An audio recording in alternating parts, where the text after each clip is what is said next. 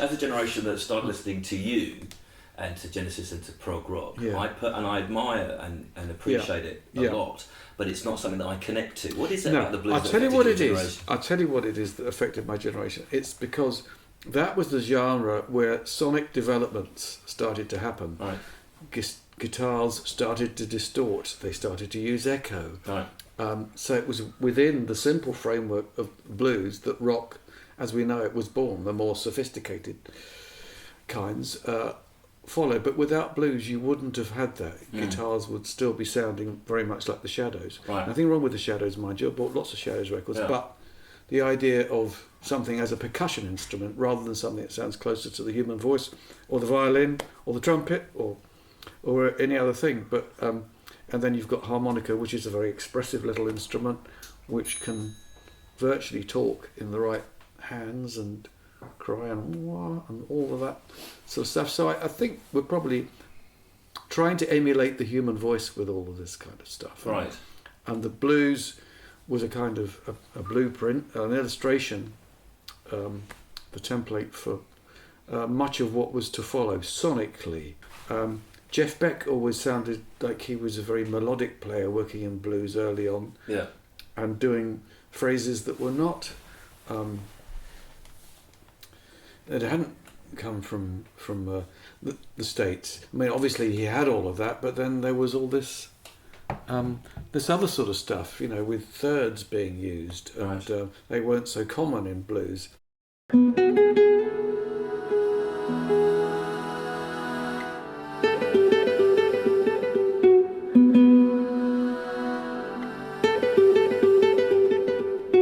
There's a similar sort of cohesiveness to Defects as there is to Voyage of the Acolyte, which I think is an extraordinary album. And I wanted to talk about, we were talking about, obviously, alluding to bits of Genesis. Is there a sense that Genesis was in some way, maybe it sounds like an obvious question, an apprenticeship? Not, I don't mean in terms of, did you view it that consciously as that? I think when I look back, it was that, and A Sorcerer's Apprentice, yes, absolutely. There was a lot to learn. I remember having a conversation with Phil, or rather one of those rhetorical conversations where I shut up. And it was, he said, we're bound to influence each other. I'd never worked with a group, really, and certainly not a group of thinkers. Yeah. Not properly. They were going away doing gigs and influencing each other, and that was very interesting to me. That I hadn't really worked with others, and the idea of writing something with other people, it was completely foreign, alien to me. I'd either written stuff on my own or on my own.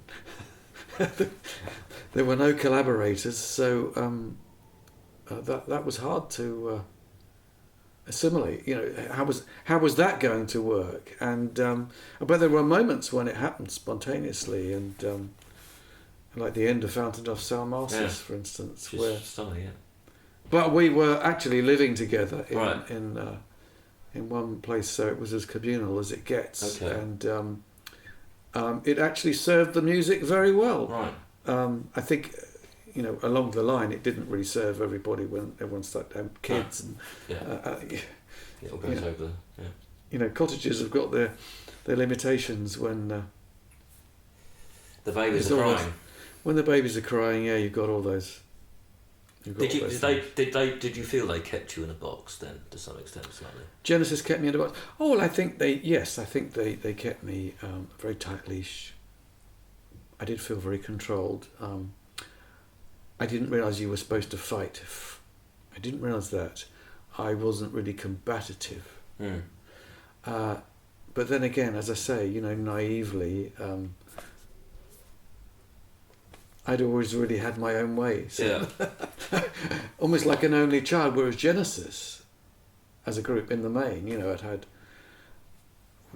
they'd known each other since they were 11 years old, locked up together, no women.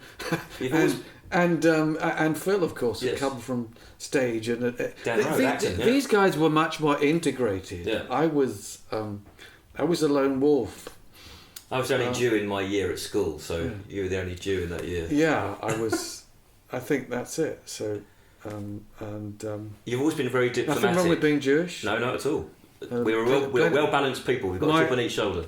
That's right, and of course, there's plenty of drive from the Jewish side, which is on my mother's side of the family. Right. I think, and Jo, my wife, one side of her family, her father's side, where they were violinists, her father and grandfather, both violinists, working in the East End. Her grandfather The Yiddish taught all day, right, and then in the evening he would have students that he would take on, I believe, for nothing, and work till 11 o'clock at night, every day of his life, have dinner at 11:30, fall over, and do it all over again. I don't think he ever really slept and had a life outside that. Yeah. And that seems to me to be extraordinarily hardworking, and I hope I get to meet him one day in spirit and shake his hand and say, I thought I worked hard, but you know... There's a great Lenny Bruce routine about certain things being Jewish and certain things being not, and that you can say pavements are Jewish, and but you say cabbages aren't, and you can certainly say, I think maybe guitarists and string players are Jewish, but not keyboard players, maybe. Perhaps yes. Keyboard players couldn't afford the piano, but the spoons. Yeah. So I come from a long line of harmonica players too. Right. You've always been very diplomatic about Genesis politics. Yes. And certain members of the band. Right. Are you disguising a deeper hurt without wanting to go into it, and without wanting to talk about things you don't want to talk about, maybe? I think we were raised differently. I think that they were trained to lead a charge in the Crimea and not flinch under fire. Yeah. I suspect that each member of Genesis would be capable in a different era of doing that. Yeah. What I'm saying is, I think there was a level of determination there. So therefore, there is a respect that comes from me. But at the same time, I think it could have been done without quite so many casualties. And the ultimate casualty is the band itself, isn't Absolutely. it? At the end of the day, there is no band. So how constructive is that? People do play themselves into a corner, and I'll take that with me, and then there's a fabulous... No one's going to play with me. Yeah, absolutely. There's a fabulous Wally Shawn play called The Designated Mourner, which Mike Nichols was in at the National a few years ago, and it's about, based on this idea in African societies when a tribe dies or passes into extinction, there's always one designated mourner who's there to talk about the tribe that's gone. Yes. To tell there's the a tale. sense that you perhaps remind them, what you were saying earlier about Mike Rutherford's comment, that you remind them of what an opportunity sort of missed, in a sense, because as Stephen Wilson says in the DVD, nobody really talks about the 80s music anymore. They only talk about, obviously, the Gabriel era. That's right. And after that, the later era. But yet you have, without wishing to sit in your house and sort of flatter you unduly, you are, I think, responsible. Oh, flatter away. I will. Okay, then I'll do that. I've drunk on your coffee, Steve. So I think you're responsible for two of the most beautiful Genesis songs, which are or co-write in Entangled, and of course Blood on the Rooftops, right? Which are two of the greatest songs in the Genesis canon, in my view.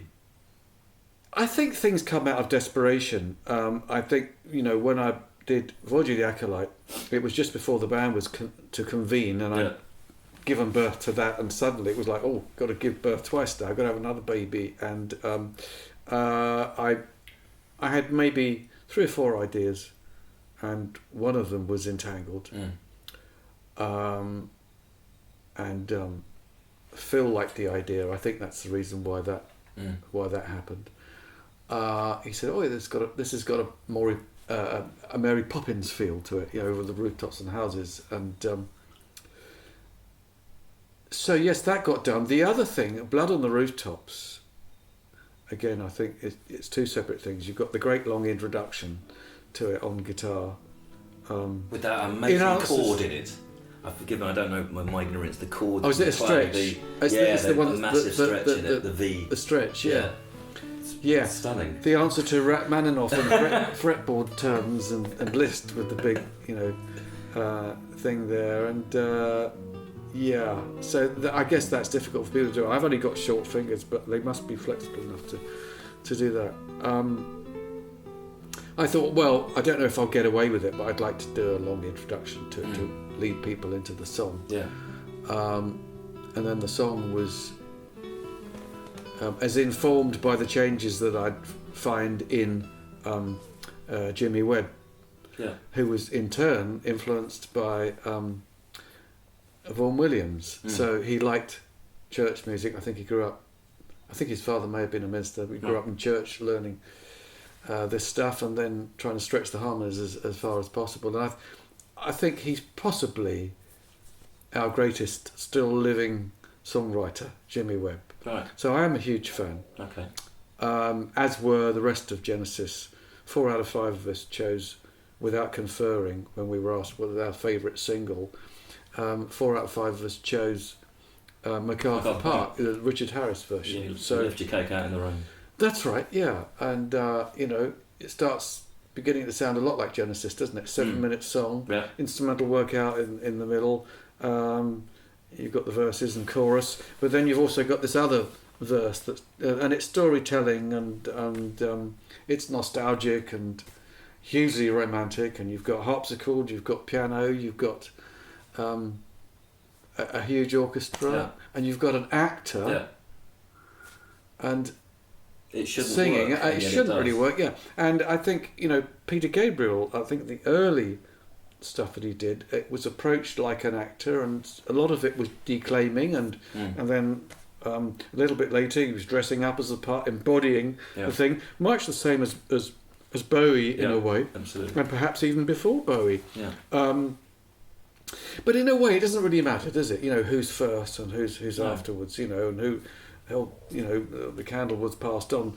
The fact is, they're going to be older brothers in music that you're going to listen to, and they're going to influence you, and then what you do is going to be influenced by them, and you hope no one notices, but often people do, and you say, yes, quite right, yes, I borrowed that from this, in the same way that Bach borrowed something from Vivaldi. And so yes, we've all stolen, we're all guilty.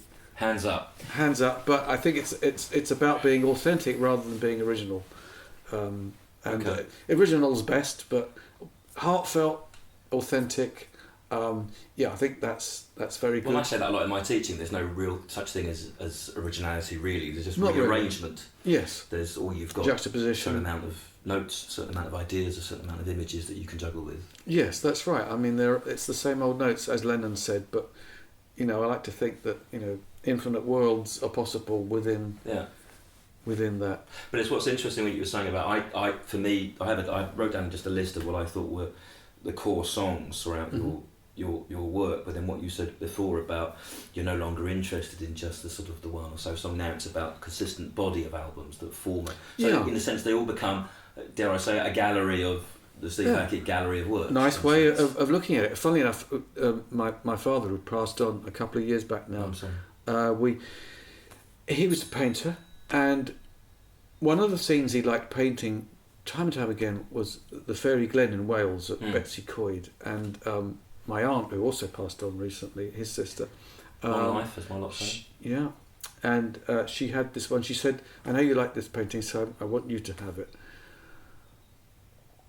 And Joe and I both took paintings, one by her father and one by mine, to a framers recently, because we both felt that neither of the frames were really right for these paintings. They didn't valorize the painting, a little bit cheap. And I thought, no, it's got to have a great frame. So we spent ages looking at lots and lots of different types of frames, and then we both agreed that this gold one worked for my dad, and a white one worked for her dad, and it just felt absolutely right for the first time. This is what this needs. I don't know why I'm saying this. It's a digression, but it's the thing about the gallery. Yeah, and I think the equivalent with the song would be, if you have an instrumental, finding the right title for it, because that's all the lyrics you've got is that title. So the steps to where? I mean, there's the steps to where and from, and spectral mornings. What's that all about? But it was the idea of the combination release of the spirit after Yeah. Afterwards, it's afterlife. There's a Beckett play called Breath where, do you know, I don't know if you know it, there's the lights go up on the stage and it's just full of rubbish. Right. And then there's an amplified sigh.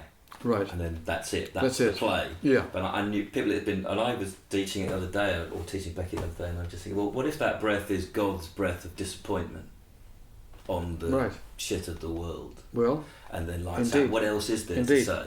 And then the context changes, and because the titles in plays are crucial. Yes. And I think you can say that the best art forms are all equivalent. Yes. And I think the aim of all drama, the aim of somebody when I'm writing plays or whatever, is to aspire to a musical level of perfection, because there's something that music does which no one else can. You can't do it in another form.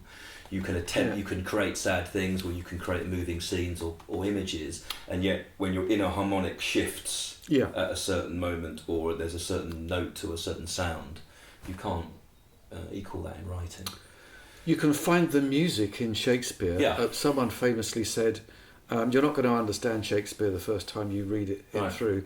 Just listen to it for its music. So I started to read Shakespeare at one point. Never studied it, but I wanted to do A Midsummer Night's Dream, and I tried to stay with the play every day once I realised that was what it was going to be about, and read it for its music. Right. So there is something about that. The perfection of the musical form, and yet, as you say, what you're doing now seems to equate far more to painting, and therefore has a kind of emotional connection, obviously, with your father. Yes. There was a great interview with Brian Eno that Stuart McConey did, and they did a kind of joke about Brian Eno's father being a postman. Right. And Stuart McConey said, and so in a way, you're a sort of postman of ideas in terms of delivering these different innovations as he does. Yes. So that sense that we're honouring our fathers in a way, and that we become our fathers, and that you in your form are perhaps... Yes, I'm doing... Would that be fair to say?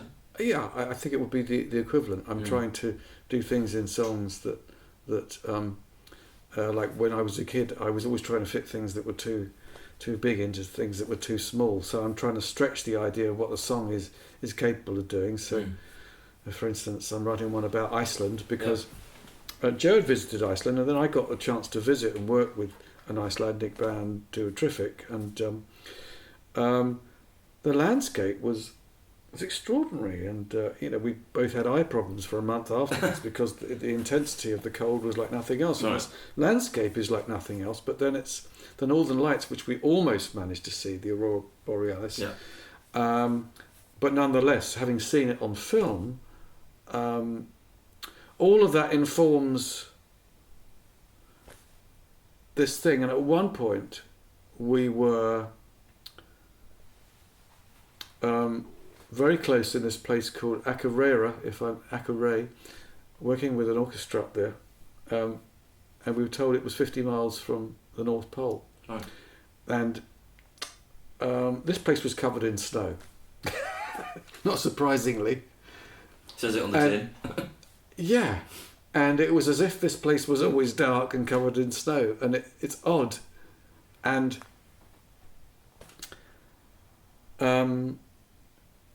I thought, I've got to write a song called 50 Miles from the North Pole. Right. And then I read, was it yesterday? The guy that died trying to do the Antarctic. Oh, right. To be the first man alive, or the only man alive to have done it as a solo journey. And he had given up, literally 30 miles short of his... and he was airlifted out, I believe, but he died in hospital. I'm sorry I haven't got the man's name. No. God rest his soul. But explorer who died, front page of the Times and all that. And I thought, yes, 30 miles, 50 miles. There's some synchronicity going on here. This feels... There's a purity to it. There's a purity to what you're talking about, which is... it's almost like the founders. I was going to ask a question about what you think. I have a view about your generation of people, that kind of post-war generation, people born after the war in the early 50s, being kind of I literally think you can say it ain't like it used to be. There seems to be something very particular about that generation. Maybe. You talk about the Stones, and they're in their 70s. Yes. They create the form. Yeah. Why should they stop? Just because they're nearly Leonard Cohen's 83, he's out there, he's still doing it. Why should they stop? What is it about? Because I get prog every month, and yes, I only read half of it. I only read the bits if it's you, or if it's Yes, or if it's the I don't read the new band bits. Yes. Are they advancing the form, the new bands that come? Because it seems to be that you're the archetypal generation within that genre of music, and you've gone back to what you're saying now about this new piece. You're going back to a kind of purity of inspiration and form. Yeah. And yet the new bands seem to be, are they advancing the form, or are they just picking up on certain aspects of what's gone before? I think that in general they're probably afraid to stick their head above the parapet, because I think they came out of a more controlled era. In the 1980s, the tail was wagging the dog. Yes, you had to look glamorous, and it seemed as if the music was starting to become secondary to, style over content. Right. There's a certain price for that. So people have, I'm not going to say music was much better back then, because that would be reactionary, and I don't believe that was the case. Right. I think that what is it allowed through these days, through the grid, through the Russian judges marking all the other ice skaters down, so that they're this tightly controlled thing. I think something's been lost. I like to think that the era that I came out of, and of course I would say this because when I had my rage of hormones, and when I was coming up through Roy Orbison, who was a fantastic singer by all. And earlier than that, Mario Lanza, who was a fantastic singer, and but then I could listen to Chuck Berry, and say, well, obviously this guy had limits. He was really a guitar player, but it works for me. Limited forms are a means to greater expression. Well, I think so. I mean, I greatly admired the Stones. I learnt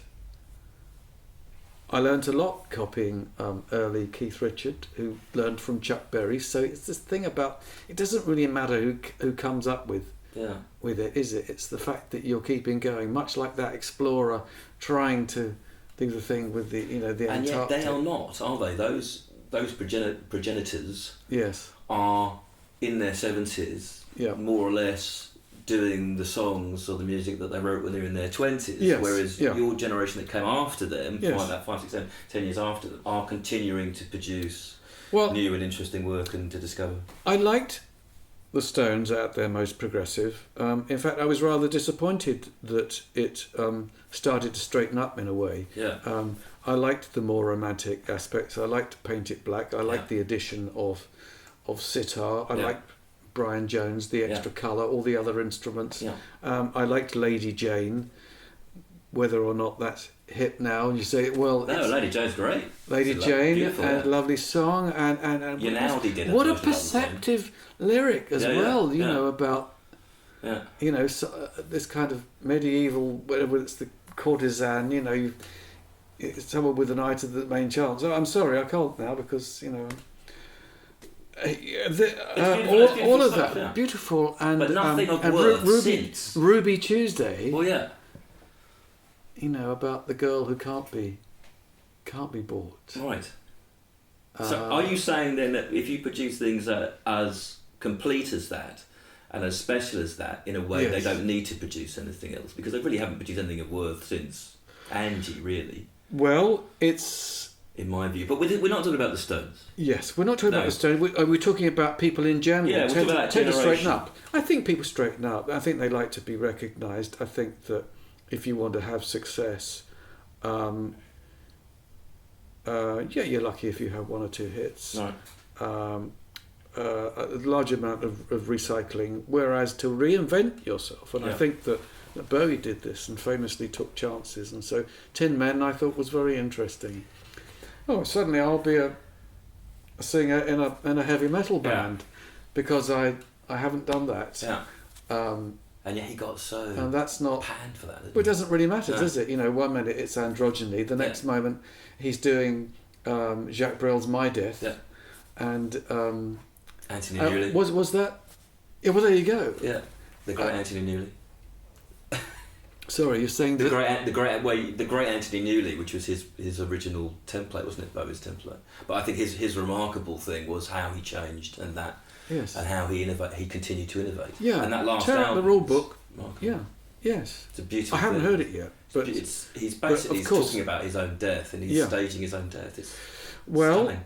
And as I say, you know, he was prepared to write songs about death. I think, as I say, Jacques Brel's My Death, and it might just appear right at the end of what is it, Cracked Actor. Yeah. I used to know Alan Yentob, and then he became very famous. Yeah. Wouldn't dare pick up the phone now. You But wouldn't want to now, Steve. you know, you have that thing. I believe it's at the end of the Cracked Actor film about Bowie, and I don't know if people are aware of that and should go back to that. But obviously, he was prepared to, you know, face that and question that even then. You know, the thing about being finite, and most people will be going, "Oh, we can't do that," because it's like it lays itself open to the critic to say, "Yes, well, not only is it singing about death, this sounds deathly, and they've just sealed their own fate, sealed your own coffin here, mate." But I don't think anything should be off limits. No. Hopefully, you know, there's the thing that I liked, and possibly liked most about the Beatles, was not the bright and cheerful stuff, but Eleanor Rigby. Yeah. It's the race The to the dark stuff. grave. Yeah, the dark stuff. Yeah. And suddenly songs are about something more poignant, and young guys in their 20s writing about an impossibly marginalised character at the end of her days. That to me shows It's remarkable, depth, isn't it? and that's You can date the genius to right there, really. that's a real song, and I gather it was written. It was group written. Yeah. And I was only 16 when it came out, so I was completely open to that and completely blown away by it, and remained so. The fact that there was such pathos. And is there a conflict for you then between lyrical concerns and musical ones? Is that, do you feel that within the thought, because you're driven by this eclecticism and this need to cover many different styles, that when you're writing a piece, I mean, I'm thinking of something, a song which really affected me, which was The Hermit, which I think is often overlooked. Right. And really, which I think is one of your most beautiful pieces, and obviously the only song you sing on Voyage of the Acolyte. Yeah. You've not really done a song like that. No, I probably wouldn't do anything. And that's very much about sort of death and. Well, perhaps it is. You know, I haven't really looked at the lyrics then, but you see, at the time I was thinking of the way Donovan sounded, and I listened to a lot of Donovan stuff, and I thought, well, I could sound a bit like this if I used sort of heavy vibrato, and it's a bit Alan Adale, isn't it? It's a bit sort of, you know, it's very floppy clothes. It's an extraordinary song for a 24-year-old man to have written. Yeah, maybe that's it. I don't know. Because it's almost like it predicts your whole, in its simplicity. Yeah. It for me, it always prefigures a lot of your style and all of your atmosphere. Yeah. I mean, obviously, we talk about Ace of Wands and the stunning mix in that. And I'm glad you like it. I'm glad you like any of it. It's a beautiful. I mean, I was going to ask about the box set. What the recent box set of the Charisma Years? What was the intention of it? Was that to say this is the legitimate first significant chunk of the career? Is that what brought that box set? Is that about sort of showcasing that career and then saying that because of what you're doing now is all of one piece? It was driven by Mark Powell. Right. And at the time, EMI had the rights to that. Okay. Universal inherited the EMI catalogue. All right. And luckily, although we hadn't managed to get the idea away with EMI, Universal, many of the same people seemed to like the idea. Right. So it wasn't something that was prompted by me, but I was delighted that we managed to get it. Okay. That far. More a commercial thing than an artistic. Well, it was a commercial thing driven by other people because I didn't think that, that idea would be a goer. Right. But it's happened, and it's bloody well sold out everywhere. In terms of the music business today, Yeah. how does one negotiate one's way through it? Well, it's a little bit like I met John Mayall. I used to go and see John Mayall when I was 16 at Eel Pie Island and saw him around various gigs. And in those days, he might be standing there, but I was very shy. I didn't say, "Oh, we like your stuff, Mr. Mayall." But we were at a classic thingy awards a while back, and I thought, I'm going to go and say hi to this guy. So I used to go and see you when I was 16. He said, probably the same thing that he says to everyone. He said, I'm going to be doing a gig next week. I'm going to be 80. Now, that in a way says it all. Mm. Segovia still gigging at 93, died at 94 as far as I know, if I got the timeline right there. Much the same thing, never met him, but I met Les Paul, Right. who died at 94. And I thought, these guys are troopers. How old was B.B. King when he died? But, Nearly 100. he kept going, Yeah. and the last gigs were from a wheelchair. Yeah. Hoagie Carmichael, he was 101. Well, there you go. This is good. Now, I had an uncle who lived till he was 108, so I'm hoping Wow. to still be doing it, Right. and to be 108, and if there's still an audience for a 108-year-old guitarist who's probably going to go on dribbling. As long as I can make a noise for a living, as long as I can still make a noise. Right. Well, really like your stuff, Mr. Hackett, so we'll do our best to Yeah. make sure they come along. The Denby Hall home for retired rock musicians. Yeah. No, that's probably where it'll be, won't it? Yeah. Yeah.